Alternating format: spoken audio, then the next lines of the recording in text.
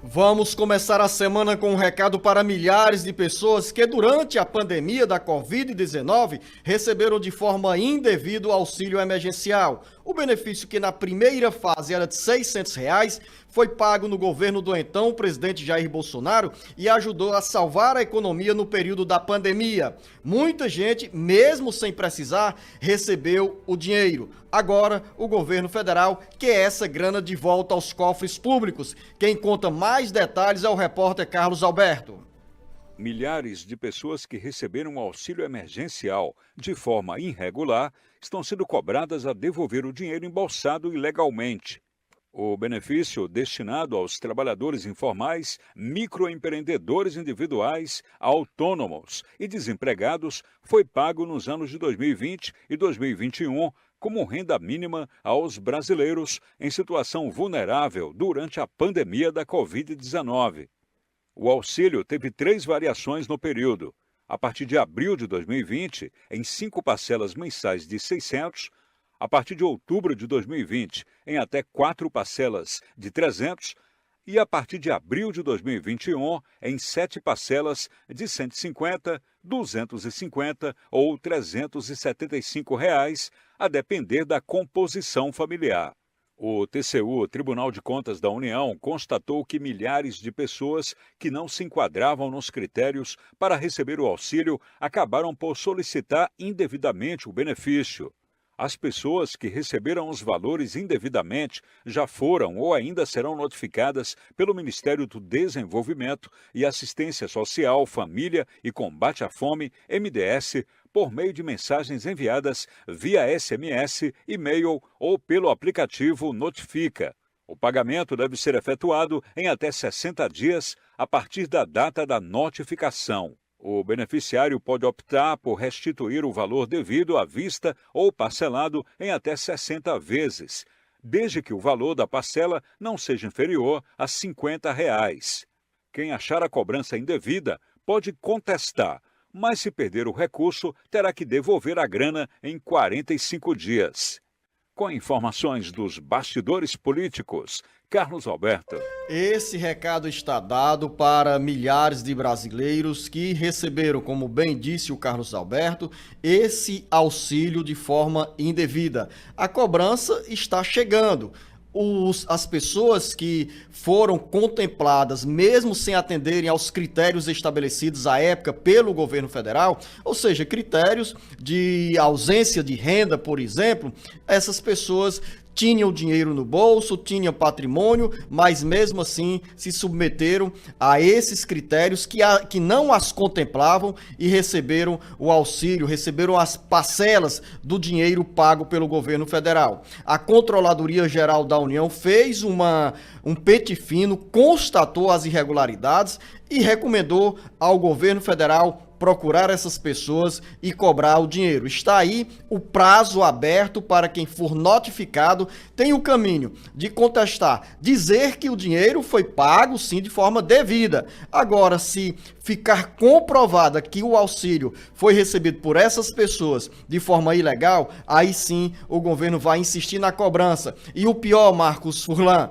é que essas pessoas que ignorarem a cobrança do governo federal, deixando de contestar essa notificação, ou mesmo naquela de dizer o seguinte, deixa pra lá, não vai dar em nada, vai sim, porque as pessoas ficaram na condição de inadimplentes e acabarão com o nome sujo. Mas será que de alguma maneira esse dinheiro retorna para o governo, Luzenor?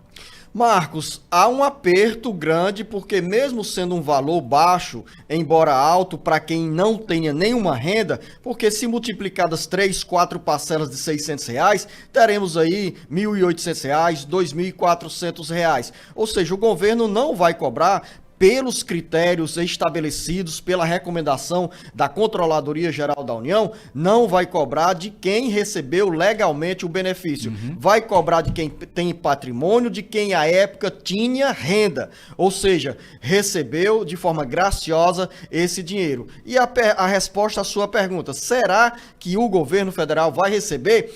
Olha, Marcos, certamente alguém vai pedir, por meio de um projeto de lei, para o governo amenizar essa cobrança, uma vez que pulverizando esses valores, quando essa arrecadação for feita, se realmente continuar a cobrança, o volume de recursos a ser transferido dessas pessoas ou por essas pessoas para os cofres da União vai ser um volume baixo, mas se calculado o número de pessoas que receberam indevidamente o valor do benefício do auxílio emergencial com a quantidade, com o valor pago, nós vamos ter uma soma expressiva. Somente para você ter uma ideia, Marcos Furlan, na primeira fase do auxílio emergencial, mais de 150 mil pessoas já mortas foram contempladas com esse dinheiro. Ou seja, o governo torrou aí mais de 300 milhões de reais com o pagamento do auxílio emergencial para quem já estava sepultado. Então, vamos acompanhar e saber se realmente essa cobrança vai até o final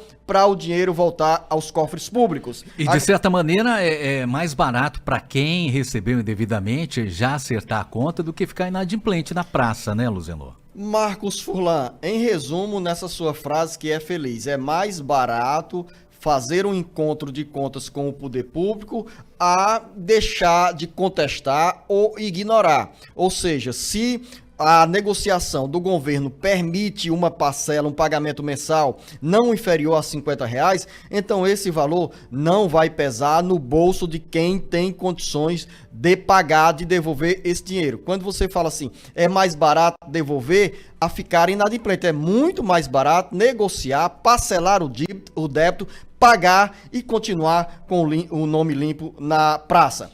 Vamos falar também, Marcos Furlan, sobre um movimento que está sendo mobilizado, sendo feito, sendo esboçado pelos trabalhadores em aplicativos que prometem parar o Brasil, parar as atividades nos dias 31 de março e 1º de abril. Motivo: descontentamento com as regras estabelecidas ou com as regras de funcionamento, com as relações de remuneração entre empresas e entregadores de mercadorias, de produtos e serviços. Quem chega com essa informação é o Carlos Silva. O fracasso do governo federal na tentativa de regulamentar as regras do serviço de entrega por aplicativos abriu o caminho para uma mobilização inédita dos trabalhadores desse setor que prometem paralisar atividades nos dias 31 de março e 1º de abril.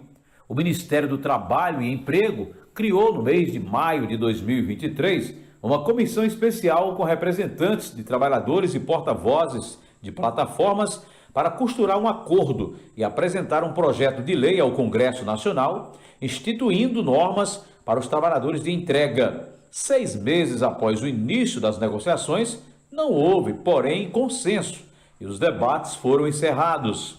Os deputados federais e senadores ignoram a pauta, enquanto o governo também jogou a toalha, deixando mais de 1 milhão de trabalhadores sem maiores projeções e proteções, especialmente na área previdenciária.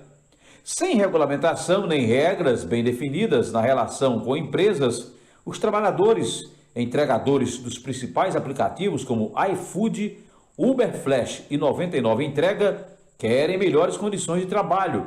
A pauta tem 4 pontos: definição de uma taxa mínima de R$10 por corrida, aumento da remuneração por quilômetro rodado de R$1,50 para R$2,50, limitação da atuação das bicicletas a um raio máximo de 3 km e pagamento integral de cada um dos pedidos quando diversas entregas são agrupadas em uma mesma rota.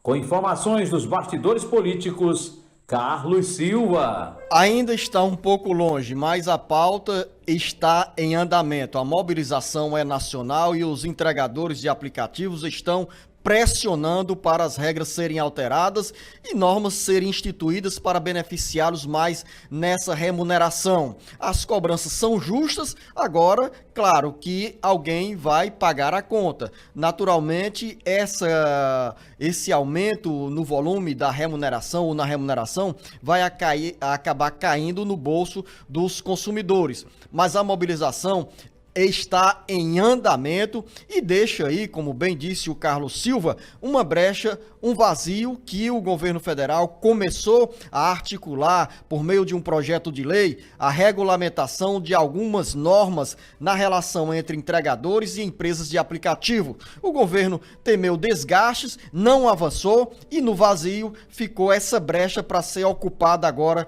com essa mobilização que certamente trará transtornos em todo o Brasil, porque aí tem uma dubiedade, né, uma dupla interpretação. Primeiro, eles vão parar a entrega, mas vão parar também o trânsito, ou seja, vão se movimentar no trânsito das cidades brasileiras para chamar a atenção sobre as condições inadequadas, em alguns casos, em algumas situações de trabalho. E daqui a pouco tem muito mais para você, com uma rodada com os nossos correspondentes, trazendo informações da área política e a pauta política da semana. A gente volta já já no bate-papo político com o Marcos Surlan e os nossos correspondentes.